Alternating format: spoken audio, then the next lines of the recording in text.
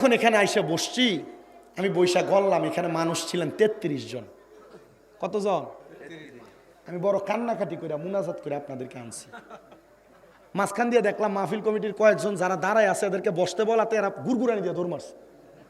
আমার মাহফিলের সিস্টেম, আমি কাউকে বসতেও বলি না, দাঁড়াইতেও বলি না। মাহফিল কমিটির কাউকে বসতে বলবেন না আপনারা। ওনারা যদি দাঁড়ায় ওয়াজ শুনে কমফোর্টেবল হয়, ওনারা দাঁড়ায় এই ওয়াজ শুনো। কি বলেন আপনারা? আমি আমার এলাকাতে মাহফিল হয় আপনাদের দোয়া, তা আমি আমার এলাকার মাহফিলে আমি দুই একটারে বললাম তোরা বস না কেন? বলতেছে কাকা ফ্যানটা একটু টাইট তো, এটা পইরা বসতে পারি না। আমি বললাম তোরা মাহফিলে বসতে পারস না টাইট প্যান্ট পইরা, তোরা বৈশা ফসরাবো করস না? কাকা আপনি আমাদেরকে খাড়ার ভিতরে একটা সালাম দিয়ে শরম দিয়ে দিলেন। আমি বললাম তুই এটা শরম বুঝতে পারছস, তাইলে ওয়াজে বসাটা বুঝিস নাই। পরে আমার কথাটা শুনে মাথাটা নিচা করে দেয়, ওয়াজে বসছে। তা আমার বিষয় হলো দাঁড়াইতে যে তো পারে, বসার মতো ব্যবস্থা আছে। পঙ্গু তো আল্লাহ বানায় দেয় নাই।